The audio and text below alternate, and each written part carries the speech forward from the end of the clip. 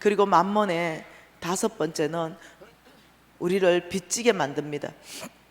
우리를 빚지게 만들어서 잠언서 22장 7절 말씀에 이렇게 말합니다. 부자는 같이 읽습니다. 부자는 가난한 자를 주관하고 빚진 자는 채주의 종이 되느니라. 여러분, 이 빚지게 되면 채주의 종이 된다는 거죠. 하나님의 종이 아니라 채주의 종. 그러면서 26절 27절 같이 읽겠습니다. 너는 사람과 더불어 손을 잡지 말며 남의 빚에 보증을 서지 말라. 만일 갚을 것이 내게 없으면 내 누운 침상도 빼앗길 것이라. 내가 어찌 그리하겠느냐. 하나님께서는 너가 남의 빚에 보증 서지 마라. 있으면 그냥 주라고 말합니다. 보증 서지 마라. 네가 없으면서까지 보증 서지 말아라. 그리하면 네가 못 갚으면 네 누워있는 침상까지도 다 빼앗긴다, 이렇게 말하는 거죠. 근데 저는 이 말씀을 가볍게 여겼습니다. 보증 서기 시작했습니다. 제가 망한 근본적인 이유는 보증을 서서 망했습니다. 그래서 정말로 내 누운 침상에 빨간 딱지가 다 붙었고 경매를 해서 그 사람들이 다 가져가 버렸습니다. 그리고 저는 길거리에 나앉게 되었죠. 여러분, 이제는 그렇게 보증 세우는 그런 제도가 이제 없어졌죠. 근데 옛날에는 이런 보증, 앞으로도 몇 개가 좀 더 있는 게 있습니다. 그 보증 세우는 거. 여러분, 절대로 보증 쓰지 마십시오. 부모에도 보증 쓰지 마시고 자식에게도 보증 쓰지 마시고, 보증 서는 일은 주님이 하지 말라다. 차라리 그냥 주라고 말씀하시는 거예요. 이렇게 보증 쓰게 되면 빚지게 되는데, 이 빚지게 되면 채주의 종이잖아요. 이게 누구나에게 빚이 또 이렇게 작든 크든 있게 됩니다. 하나님께서는 이 빚 갚을 때 원리가 있더라고요. 하나님의 빚 갚는 원리. 그것은 이 수학 공식으로 풀어보면 이렇습니다. 0 곱하기 1억, 이거는 뭐예요? 0이에요. 그런데 1 곱하기 1억, 이거는 뭐예요? 1억이에요.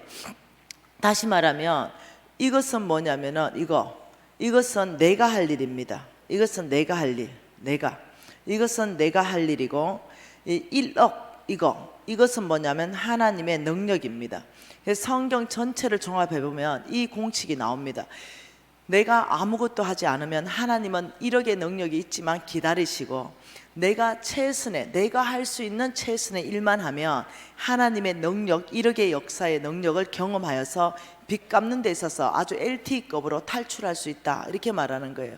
그래서 여러분이 정말로 빚 갚는데 하나님은 LTE급으로 빚의 속도로 갚을 수 있는 원리를 성경 안에서 말하고 있습니다. 여러분의 빚을 정말로 이 방법으로 한번 해보시기를 권면합니다. 많은 사람들이 이 방법으로 빚을 탈출하고 정말로 새로운 삶을 살고 이런 것들을 제가 보게 됩니다.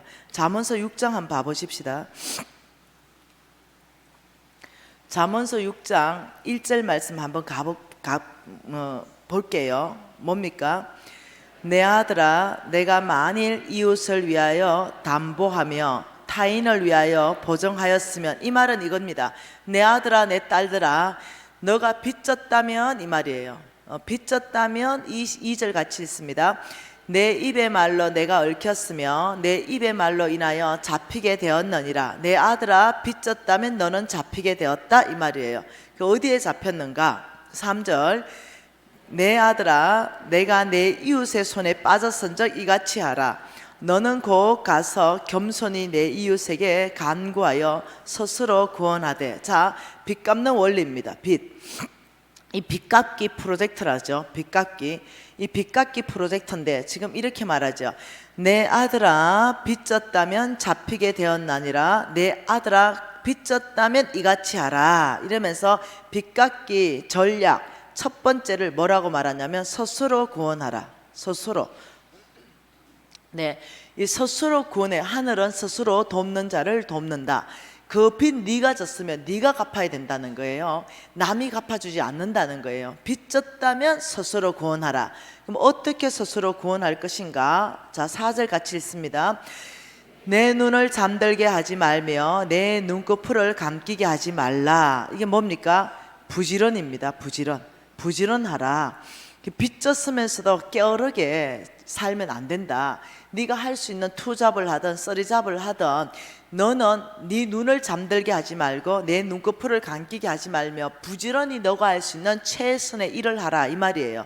그러면서 5절 같이 읽습니다. 노루가 사냥꾼의 손에서 벗어나는 것 같이 새가 그물 치는 자의 손에서 벗어나는 것 같이 스스로 구원하라. 자, 빚진 사람은 하나님은 이렇게 말씀하십니다. 여기에 노루를 잡았습니다. 노루를 잡았는데 사냥꾼이 노루를 잡아서 이런 어떤 우리에 넣어놨어요. 그리고 이 사냥꾼이 이 노루를 24시간 지나서 이제 잡아먹을 겁니다. 빚진 사람을 하나님은 사냥꾼의 올무에 걸려던 노루 신세고 거물 치는 자의 손에 걸려던 새의 신세다, 이렇게 말한 거죠. 이거는 뭐냐면 빚졌다면 체주의 종이기 때문에 영향력을 아무리 발휘해도 요 안에라는 거죠. 요 안에서 영향력, 요 작은 한 평 안에서의 영향력을 발휘하지 한 평을 넘어갈 수 없다. 빚졌다면 너희들은 노루의 신세고 빚졌다면 새의 신세이기 때문에 너희들의 영향력은 그 안에 한 평이다. 그래서 영향력 있는 삶을 못 산다는 거죠. 왜? 잡혀있는 사냥꾼의 올무에 걸려든 노루 신세이기 때문에. 그래서 어떠냐면 체주의 종인 신세라. 체주가 오라면 오고 가라면 가라. 그래서 하나님이 뭐라고 말하냐면 사냥꾼의 손에 벗어나는 노루처럼 거물 치는 자의 손에 걸려서 벗어나는 새처럼 스스로 구원하라. 자, 24시간 지나면은 얘가 죽습니다. 그러면 여러분이 빚져 있다면 하나님은 지금 보는 시선이 이렇다는 거예요. 그러면 내가 노루 신세고 내가 새의 신세라면 24시간 안에 죽는다면 어떻게 해야 돼요?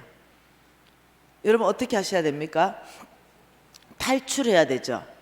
네, 24시간 안에 죽는다면 그냥 탈출하는 것이 아니라 어차피 죽는 거 내가 탈출하다가 내가 죽겠다, 이런 각오가 있어야 되는 거예요.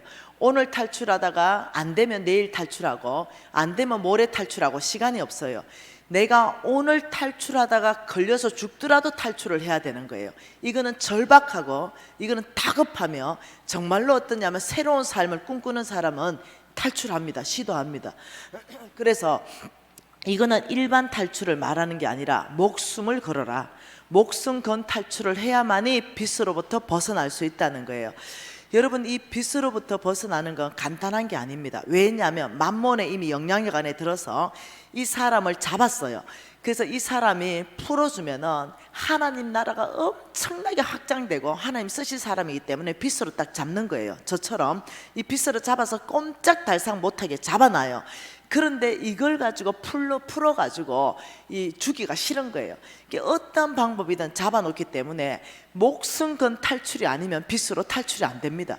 여러분, 그 작은 한 1,000만 원 정도 되는 카드 값도요, 여러분 5년을 못 갚습니다. 돌려막기, 카드 10개 돌려막기를 5년 합니다.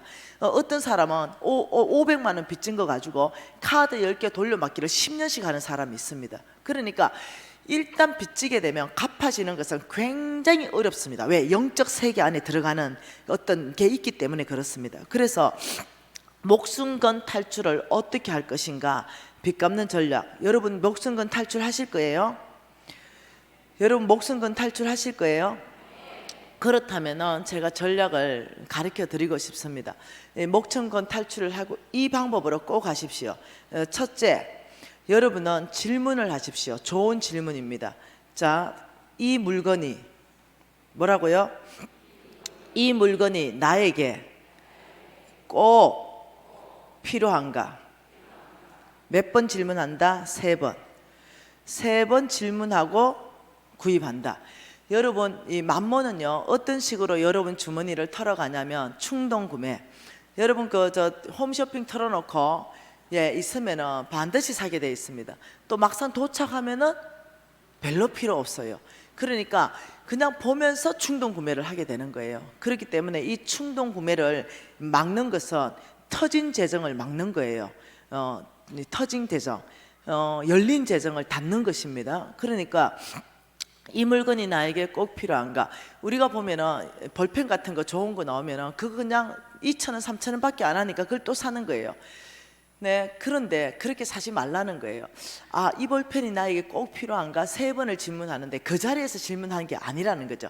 이 볼펜이 나에게 꼭 필요한가? 필요한 것 같아. 이러면 일단 집에 오라는 거예요.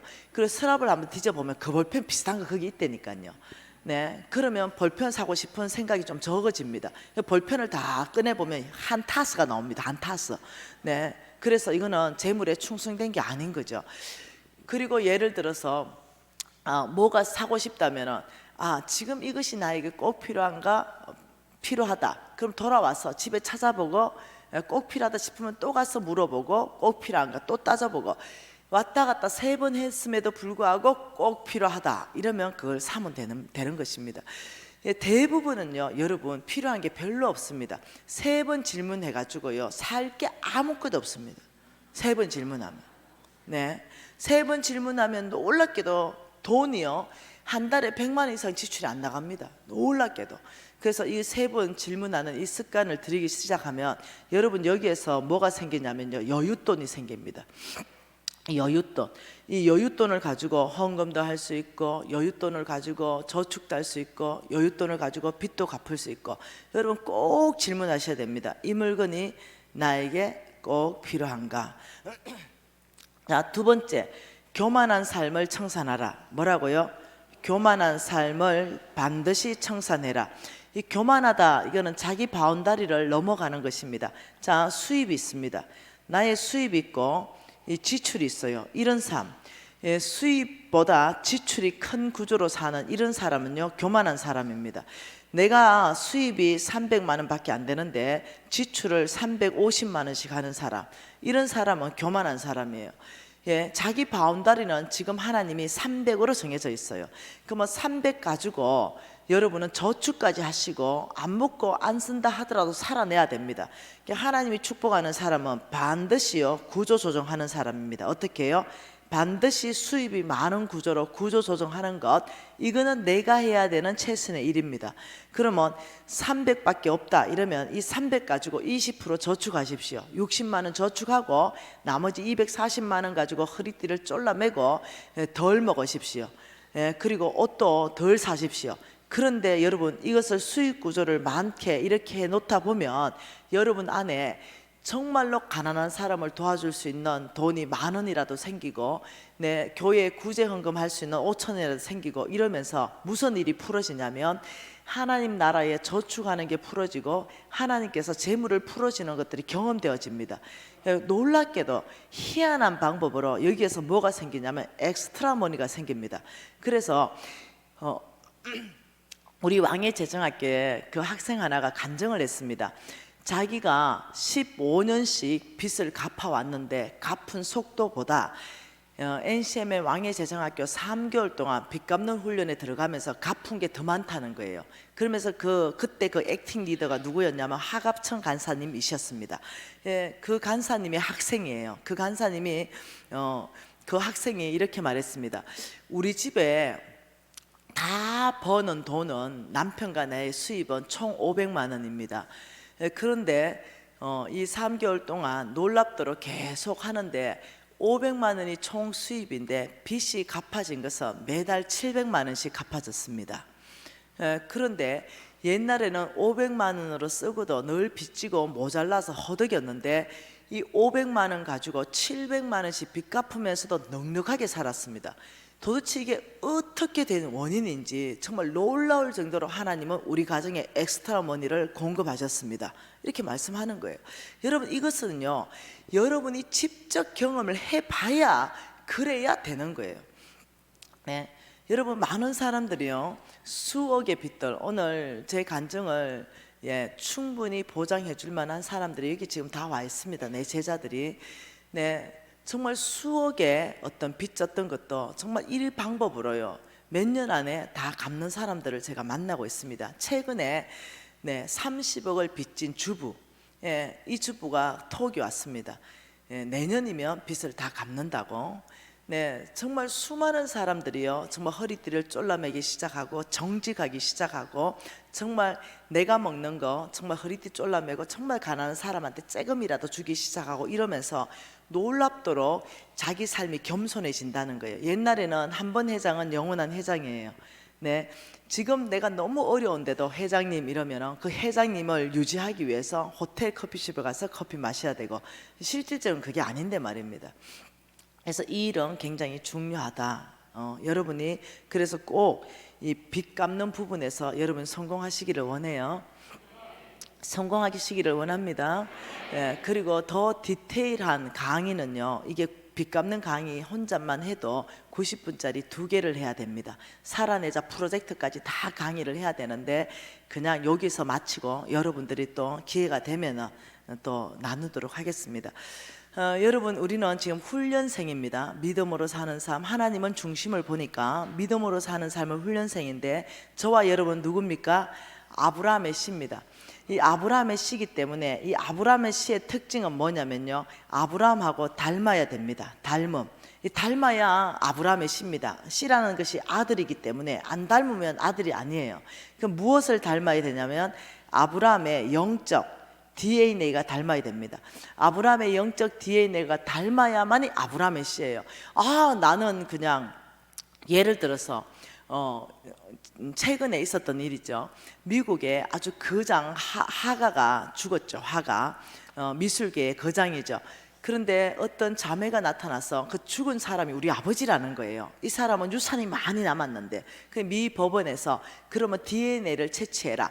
그 죽은 사람 무덤을 파서 DNA, 이 자매의 DNA를 맞춰보니까 불일치가 나왔어요. 그 당신은 무덤 판 것까지 네가 다 배상해라. 이제 이래 된 거예요.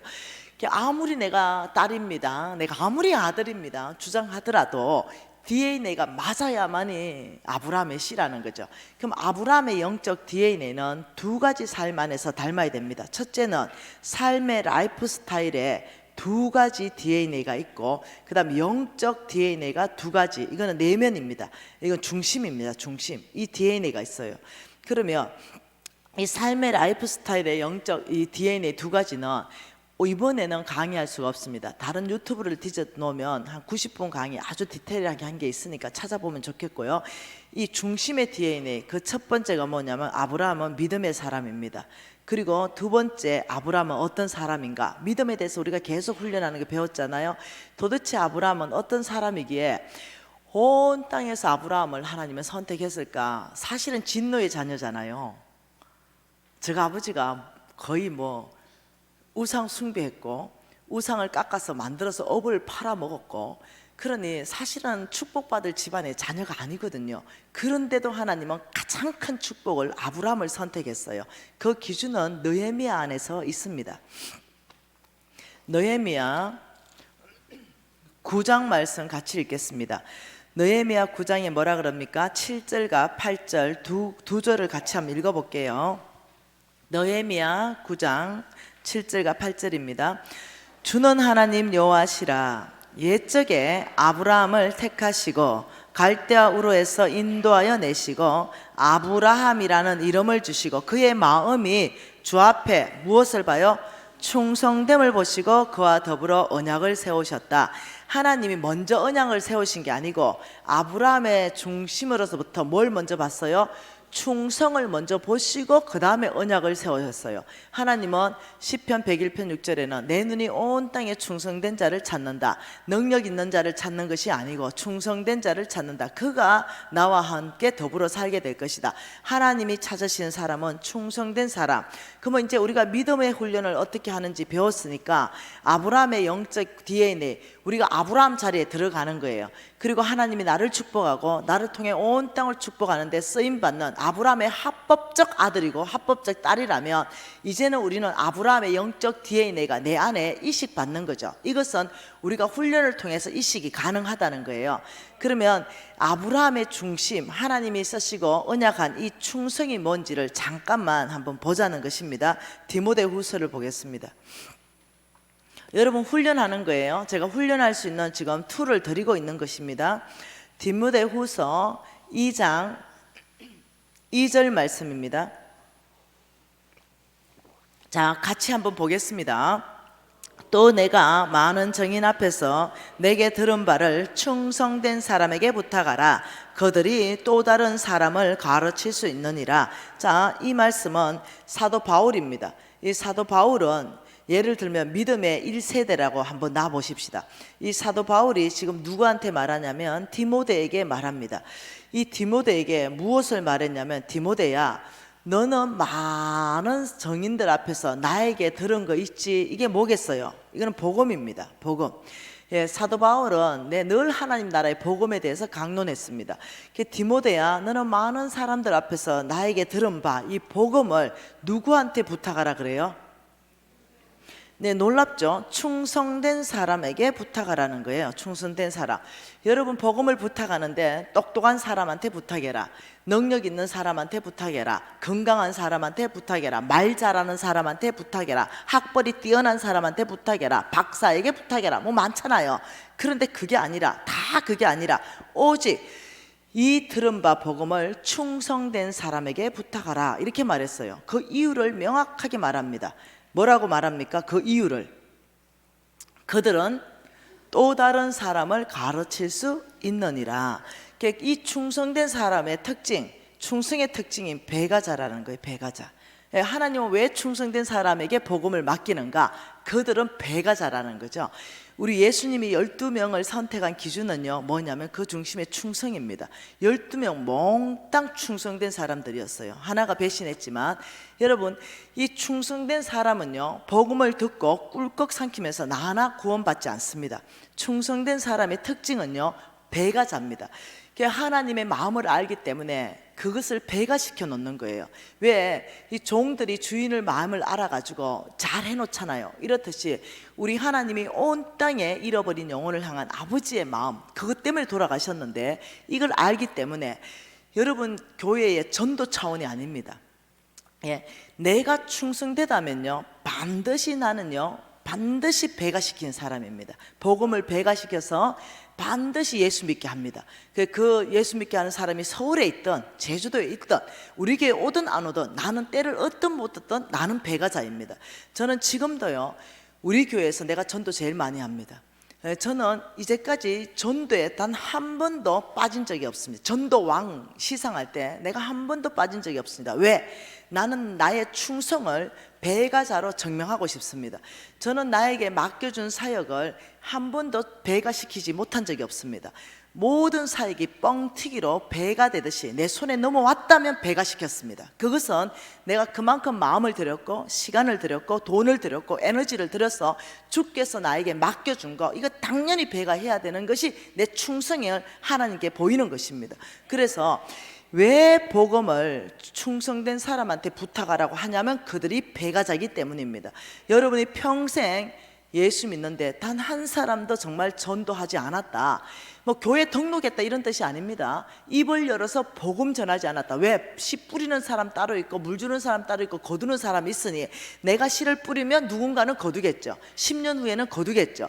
그런데 단 한 번도 내가 주의 복음을 전하지 않고 내 하나 교회에 다니는 걸로 만족했다면 죄송해요, 여러분들은 충성된 청지기가 아닙니다.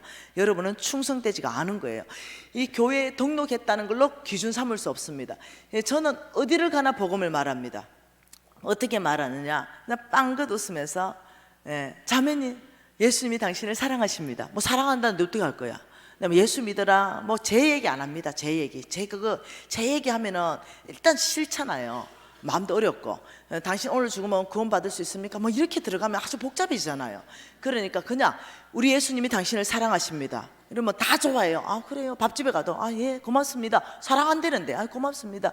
그리고 또 그 밥집에 또 갑니다. 그 아줌마 보고 혹시 어려운 일이 생길 때, 혹시 굉장히 외로우실 때, 혹은 몸이 병들 때 예수님을 찾아가십시오. 그분은 자매님을 치료하시는 분이고 그분은 그 어려운 문제를 해결하는 분입니다. 처음에는 안 들어요. 아 예 이래요. 또 갑니다. 자매님 혹시 어려운 일 있으면, 속 썩는 일이 있으면, 남편이 속썩이고 자식이 속썩이면 예수를 찾아가세요. 그분이 해결하십니다. 근데 그게 남아버리는 거죠. 그러니까 어느 날 그 아줌마 맨날 와가 웃으면서 밥 팔아주고 얘기했던 거, 자식이 속썩이는 거죠. 해결할 방법이 없는 거죠. 그래서 교회 가가지고 예수님 네 왔는데요, 자식 문제 해결하러 왔는데요, 도와주세요. 이러다가 우리 교회 건사됐습니다. 네, 한두 명이 아닙니다. 한두 명이. 여러분, 예수님이 당신을 사랑하십니다. 어떠한 당신의 문제, 어려움 생길 때 우리 예수께 찾아가십시오. 가까운 교회로 가십시오. 그분은 분명히 당신의 문제를 해결하시는 분입니다. 이거 강력한 복음이에요. 그러면 어떠냐? 어려운 일만 생기면 그게 떠오르게 돼 있어요. 내일에 새겨졌기 때문에. 그래서 해결할 수 없는데 예수 한번 찾아가 볼까? 이러면서 교회에 나오는 사람들 엄청나게 많다는 거죠. 자, 충성된 사람의 특징이 뭐라고요? 배가자이다. 하나님께서는 그 복음을 충성된 사람한테 맡겼지 능력 있는 사람을 찾는 게 아니라는 거죠. 그러면 디모데전서 1장 12절 말씀을 또 한번 봐보십시다. 1장 12절 같이 한번 읽어볼까요? 나를 능하게 하신 그리스도 예수 우리 주께 내가 감사함은 나를 충성되이 여겨 내게 직분을 맡기심이니. 자, 사도 바울이 말씀한 것 첫 번째는 뭡니까? 나를 능하게 하신 예수 그리스도, 이렇게 말했습니다. 능하다, 이거는 능력을 줬다는 겁니다. 그러니까 사도 바울에게 지금 무엇을 줬다고요? 예수께서 능력을 주셨다, 이 말입니다. 이 쪼개 봅시다. 두 번째는 내가 우리 주께 감사하면 나를 충성되이 여기셨다. 그래서 바울에게 예수님은 무엇을 요구했어요? 충성을 요구하셨다. 혹은 사도 바울은 충성되이 여김을 받았다. 예수께 충성되게 여김을 받았다. 받음, 이 말입니다. 세 번째는 뭡니까? 내게 직분을 맡기심이니. 사도 바울에게 예수께서 직분을 맡기셨다. 맡김, 지금 이 말이에요. 자, 그러면 세 가지로 볼 수 있습니다. 능력, 충성, 직분, 이 세 가지로 볼 수 있어요. 이게 한 절에 있는 겁니다. 그러면 자, 무엇이 1번입니까? 능력을 먼저 주셨겠어요? 직분을 먼저 맡겼겠어요? 충성을 먼저 요구했겠어요? 네, 이게 1번이에요. 이게 1번. 사도 바울의 충성을 먼저 보시고 충성된 사람에게 직분을 두 번째로 맡기고, 직분을 준 그분이 뭐라냐면 능력은 나에게 속하였나니 그 직분을 감당할 수 있는 모든 능력은 내가 너에게 부어줄 것이다. 맡은 자에게 구할 것은 충성이니라, 이렇게 말했어요. 그러면 이 충성을 굉장히 어떻냐면 이 센터에 중심을 두는데 교회가 실수하는 거예요. 저도 실수했습니다. 사람 세우는데 무엇을 봤냐면 저는 이걸 봤습니다. 이거 능력을 1번을 봤습니다. 이력서 다 보고 스펙 좋은 애, 예, 다 보고 능력을 보고 그 능력에 따라서 사람 뽑고 두 번째 직분을 맡겼습니다. 그리고 세 번째 이렇게 말했습니다. 이제 회사를 위해서 목숨 다해 충성해라. 이걸 세 번째로 봤어요. 근데 배신하고 다 나가더라고요. 네, 정말로 이거는 잘못된 거. 교회도 마찬가지입니다. 그 사람의 능력, 그 사람의 학벌, 그 사람의 돈을 볼 게 아니라 이 사람이 교회의 비전 가운데, 담임 목사님의 비전 가운데 얼만큼 위탁되어 있는가, 얼만큼 항복할 수 있고 얼만큼 순복할 수 있으며 얼만큼 연합을 이뤄낼 수 있는가, 이 충성된 사람에게 직분을 맡겨야 되는 거예요. 그리고 그 직분을 감당할 수 있는 능력은 주께서 주실 줄 믿어야 되는 거예요. 장로 세울 때 여러분 돈 볼 거예요? 학벌 볼 거예요? 아니요. 장로 세울 때 정말 충성된 사람을 세워야 됩니다. 그래야 교회 전체가 평안하게 됩니다. 여러분 권사 세울 때 정말 충성된 사람을 세워야 되는 거예요. 중심으로부터 얼만큼 교회의 비전 가운데 위탁되어 있는가, 돈하고 관계없는 거예요. 정말 이렇게 갈 때 교회가 건강해지고 쪼개지지 않고 이렇게 되는 것입니다. 그래서 이 원리, 그러면 이 충성을 우리는 지금 훈련하고 있어요. 우리의 내면 믿음으로 훈련, 우리는 이제 충성된 사람을 훈련하는데 여기에서 원어의 뜻이 아주 재밌는 게 있어요. 그게 뭐냐면 나를 충성되이 여겨라는 말이 있습니다. 충성되이 여겨. 이 여겨라는 단어가 굉장히 독특한 단어로 쓰여 있습니다. 여기 여겨라는 단어 있죠. 이 여겨라는 단어, 나를 충성되이 여겼다, 이 말은 눈여겨봤다 이 뜻이에요. 무슨 일을 시켰다가 한 번 잘했다가 와 잘한다 이게 아니라 또 시켜보니까 잘하네, 눈여겨봐지고, 또 시키니까 잘하니까 또 눈여겨봐지고, 또 시키니까 잘하니까 어머, 여러 번 반복적으로 이거 시켜보고 저거 시켜보고 저거 시켜봤는데 여전히 충성스레 잘할 때 그걸 눈여겨보고 이 사람은 충성되다, 이렇게 판단한다는 그런 뜻이에요. 이게 성경적 원어의 뜻은 무슨 뜻이냐면 회계장부입니다. 회계장부를 기입을 했더니 이 사람은 충성되이 여겨졌다, 이 뜻이에요. 여러분 회계장부라는 것은 이렇게 돼 있는 거예요. 이렇게 여기에 수입이 있죠. 여기에 지출이 있습니다. 여기에 잔액이 있죠. 그리고 쭉 기입을 해서 이 마지막 잔액에 무엇이 떨어져야 되냐면 충성되다라고 떨어져야 되는 거예요. 이게 회계상부입니다. 다시 말하면 우리 하나님께서는 사람을 쓰실 때 그냥 푹 쓰는 것이 아니라 아주 눈여겨보면서 그 사람의 중심 안에서부터 충성된지 눈여겨보면서 이 사람한테 직분을 맡기시고 능력을 붓는다는 거예요. 그러면 이 눈여겨보는 그곳이 어디냐는 거죠. 우리 예수께서 무엇을 눈여겨보는가? 누가복음 16장에 나와 있다는 거예요. 누가복음 16장 여러분 10절부터 13절 같이 읽습니다. 지극히 작은 것에 충성된 자는 큰 것에도 충성되고 지극히 작은 것에 불의한 자는 큰 것에도 불의하니라. 너희가 만일 불의한 재물에도 충성하지 아니하면 누가 참된 것으로 너희에게 맡기겠느냐? 너희가 만일 남의 것에 충성하지 아니하면 누가 너희의 것을 너희에게 주겠느냐? 집 하인이 두 주인을 섬길 수 없나니 하나님과 재물을 겸하여 섬길 수 없느니라. 자, 이 말씀은요, 어디에 충성을 눈여겨보느냐 이 말씀입니다. 자, 작은 것이라고 말했어요. 작은 것. 이 작은 것에 충성하는데 큰 것 맡기겠다 이 뜻이에요. 하나님은 큰 것을 맡기기 전에 작은 것을 맡기면서 눈여겨보시는 분이십니다. 그리고 재물을 맡겨서 충성하는 걸 보면 참된 것을 지금 맡긴다라고 말하고 있어요. 성경이. 참된 것은 예수께 속한 것, 하나님께 속한 걸 말해요. 그리고 남의 것에 충성하면 너희 것을 주겠다. 지금 성경이 이 뜻이라는 거예요. 그 하나님께서는 실질적인 관심은 큰 것이고 참된 것이고 너희 것입니다. 근데 이것을 주기 위해서 하나님은 놀랍게도 작은 것을 먼저 맡기고 재물을 맡겨서 관리하는 법을 보고 남의 것의 태도를 본다는 거죠. 그러면서 수익과 지출을 꼼꼼스럽게 이렇게 적듯이 눈여겨보면서 이 사람이 충성되다 아니다 판단한다는 거죠. 그러면 풍량계와 풍력계가 뭡니까? 충성의 풍량계와 풍력계가 이게 된다는 거죠. 작은 거에 대해 저는 여러분 깜짝 놀랐어요. 저는 어릴 때부터 교회 학교에 반사를 했습니다.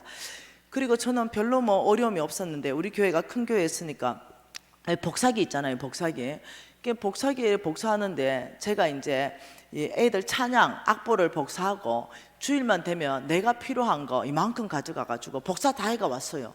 뭐 아무렇지도 않았어요. 왜냐하면 뭐 장로님도 그래 하고 권사님도 그래 하니까 뭐 나는 별로 어려움 없이 해왔어요. 근데 어느 날 이 말씀을 깨달았는데 그때 그 복사 그 부분에 대해서 하나님이 내 양심을 타치하기 시작했어요. 여러분 성령 충만하다 이 말은 뭐냐면 예민해지는 겁니다. 죄에 대해서도 예민해지고 말씀에 대해서도 예민해지고 그거는 작은 행동이었지만 재물에 관한 거고 남의 것에 대한데 굉장히 충성되지 않은 사람이었구나 이걸 깨닫게 되었어요. 교회는 내 거 복세가라고 적어놓은 게 아니었거든요. 근데 막 복세가 온 거예요. 그래서 제가 회개하고 제가 봉투에다가 회개의 재물을 넣으면서 내 이름은 쪽팔려서 못 썼습니다. 그냥 내가 복사 얼만큼 돈을 쓴 것 같다 싶어서 넣고 다시는 그런 짓을 안 했습니다. 옛날에는 이렇게 했죠. 교회가 엘리베이터가 있잖아요. 그러면은 그냥 아무 생각 없이 그냥 눌러요. 저기서 주차하고 있는데 안 기다립니다. 내가 혼자 올라가 버렸어요. 그럼 뭐 별로 어렵지 않았죠. 근데 그런 행동들 좀에 기다렸다가 한 번 누를 때마다 돈이 몇백 원인데 좀에 기다리면 좀 좋아요. 근데 그러지 않은 것들. 예를 들면 이제 휴지를 쓰는데 우리 집에서는 휴지를 아껴 쓰죠. 2번 돌돌 말아서 쓰죠. 그런데 뭐 교회 돌돌돌돌돌 막 이렇게 말아서 쓰고 이런 것들 이게 작은 행동이 아닌 거예요. 이거는 재물이고 이거는 남의 것인데 이런 행동을 가지고 하나님께서는 네가 중심에서부터 얼마나 충성된가 이걸 내가 눈여겨보고 있다 이러니까 어머 껌씹다 그냥 퍽 못 버리는 거예요. 싸서 버리고 하나님은 우리에게 못하는 것을 말하는 게 아니라 우리가 잘할 수 있는 것 그것을 가지고 우리를 보는 거. 그래서 제가 알게 되었습니다. 어느 날이었죠. 집회를 마치고 집에 가면 늦어요. 그 차를 대는데 이렇게 차를 잘 대놔야 돼요. 주차장에. 근데 어떤 충성되지 못한 사람이 이렇게 딱 대놓은 거죠. 요 바퀴 하나도 딱 물고 있는 거예요. 이게 지금 주차할 수 없는 거죠. 얼마나 주차란이 지금 심각한데 여러분 교회도 보통 심각한 게 아니대. 그러면 착착착 잘 되면 좋은데 지 편하대로 대고 들어가고 이런 그래서 내가 12시간 넘었는데 주차 공간은 없고, 그래서 내가 보니까 이게 3958 이제 번호였어요. 그래서 내가 하나님 이 3958 차주 좀 지출로 계산해 주세요. 이렇게 충성되지 않고 이 주차란이 심각한데 이렇게 대놓은 이 사람 이것 좀 지출로 계산해 줘야 됩니다. 이럴 정도로 과연 내가 사는 삶은 크리스찬다운가? 정말로 나를 통해서 다른 사람이 저 사람은 달라, 저 사람은 예수 믿는 사람이라서 다르다는 게 보여지는가? 아니면 같은 정신, 같은 영으로 살고 있는가? 여러분, 세상 사람이 우리를 봐서 저 사람은 크리스찬이 아닌 것 같아. 욕할 때 같이 욕해보고, 네, 그 사람 부정직 할 때 나도 같이 부정직 해버리고, 그 사람 휴지 막 버릴 때 나도 같이 버려버리고, 그 사람 차 엉망으로 될 때 나도 같이 엉망 돼버리고, 교회만 오면 어떠냐면 주님 죄송합니다, 이렇게 말하고. 이제는 그렇게 살지 않아야 되지 않겠는가? 사람들이 우리를 보면서 크리스찬은 뭔가 다르다. 옛날에는요, 크리스찬은 이렇게 말했습니다. 예수쟁이들. 예. 예수쟁이들. 왜 그런지 알죠? 착한 사람들, 정직한 사람들, 그게 칭찬이었습니다. 요즘은 예수쟁이들 이러면 저것들 물에 빠지면 주댕이만 뜨는 것들, 네, 행동을 전혀 안 하는 거, 말만 있는 교리만 가지고 있고 정말로 예수쟁이처럼 예수님처럼 살지 않는다는 거죠. 이제 우리의 행동 하나하나가 예수님의 이름에 먹칠하고 살았다는 거죠. 이걸 좀 바꿔야 되겠습니다. 우리의 삶을 좀 바꿔야 되겠습니다. 작은 것부터 우리가 좀 실천해야 되겠습니다. 그러면 이것이 무슨 삶이 되냐면 코람데오의 삶이 됩니다. 우리 하나님의 면전 앞에서 하나님이 무소부지하시니 화장실도 따라 계신다고 생각하고 두 바퀴 네, 주차도 우리 하나님이 옆에 타고 계신다 생각하고 다시 빼서 다시 이렇게 여러분 하는 것이 충성의 훈련입니다. 작은 것에 훈련하는 거예요. 작은 걸 저는요, 이제는 우리 NCMN에 이제 간사들이 지나간 간사들 쭉 보면 거의 한 5천 명 정도 됩니다. 저는 우리 간사들을 가지고 사람을 발탁하는 그 어떤 잡이 있습니다. 그래서 제가 사람들을 발탁해 가지고 제가 이제 어떤 권위를 줍니다. 어떤 리더의 자리를 세우고 이 잡이 제에게 주어진 잡입니다. 그럼 나는 무엇을 보냐면요, 작은 것을 끊임없이 봅니다. 그 사람의 행동에 큰 거 안 봅니다. 큰 거는 모두가 잘하기 때문에, 예, 그렇기 때문에 이 사람한테 작은 걸 맡겨놨을 때 이 사람이 어떻게 처리하는가, 이 사람이 정말 최선을 다해 처리하는가, 작은 걸 아주 쉽게 여기는가, 이런 것을 보고 제가 사람을 딱 선정해가 뽑아가 세워가 실패한 적이 없습니다. 네, 왜냐하면 2, 3년을 봅니다. 2, 3년 이 한 자리에 오늘도요, 부산 지부장을 세웠습니다. 부산 지부장을 세우는데 2년을 받습니다. 대구 지부장을 세우는데 3년을 받습니다. 끊임없이 받죠. 그렇게 보면서 무엇을 체크했냐면 하나님의 방법으로 작은 것 맡겼을 때, 그 다음 재물에 대한 태도, 남의 것에 대해서 어떻게 하는가. 우리가 월세 살거나 전세 살면 어떻게 해요? 막 대문 밖으로 나올 때도 발로 차버리고 공댕이로 밀어보고 막 이렇게 다닐 수 있는데, 내 집이면 절대 안 그럽니다. 잘 닦고 남의 것에 대한 태도에 대해서 하나님께서는 이것이 너의 중심에서부터 행동이 나온다는 거죠. 이것을 우리가 소홀히 하면 안 되겠다. 왜 그렇습니까? 하나님께서는 너희들이 아브라함의 씨라면 아브라함의 영적 DNA가 나와야 되겠다. 우리는 믿으면 다들 중요하게 생각합니다. 그러나 우리 안에 이 충성된 행동, 지금부터 조금씩만 교정하면 우리가 훈련을 통해서 아브라함의 영적 DNA가 이식되는 줄 믿습니다. 네, 우리가 하나님께 다 쓰임받기 위해서 훈련 안에 있는데, 저도 이렇게 충성되지 못했던 사람인데 제가 이것을 깊이 이해하고, 제가 지금 이것을 충성에 대한 말씀이 훨씬 더 많습니다. 더 여러분에게 얘기해주면 여러분이 더 알겠는데 시간 관계상 여기까지만 해도 이해를 하시면 좋겠어요. 하나님께서 이 충성을 놀랍게도 자격시험으로 테스트하는 장면들이 또 있습니다. 그래서 여러분이 말씀을 이제 여러분이 찾아가지고 이게 얼마나 하나님이 중요하게 다루는 영역인지 이해를 한다면 여러분의 생활을 바꾸시면 좋겠습니다. 여러분, 이 왕의 재정 부흥 집회는 은혜 받는 집회를 넘어서야 됩니다. 정말로 내 인생에 교정해야 되고 돌이켜야 되고 새롭게 살아내야, 그래야 어떠냐, 하나님이 말씀하신 대로 아브라함의 씨로서 약속하신 축복은 다 나의 것이요, 주님이 나의 이름을 걸고 내가 맹세로 보증하느니 내가 반드시 너희들을 복주고 복주리라, 번성하게 하고 번성하게 하리라. 그렇다면 우리는 아브라함의 씨로서 훈련하자는 것입니다. 오래 걸리지 않습니다. 네, 우리가 훈련을 통해서 아브라함의 씨 되기 시작하십시다. 우리 기도하십시다. 그리고 우리가 15분만 쉬도록 하겠습니다. 아버지, 예수 그리스도의 충성을 기름 부어 주시고, 모세의 충성을 기름 부어 주시고, 다윗의 충성을 기름 부어 주시며, 아브라함의 충성을 기름 부어 주시고, 이 메시지를 우리 심장에 새겨 주셔서 메시지에 장악되게 하십시오. 말씀에 항복하는 삶을 살게 하십시오. 통성으로 기도하시겠습니다.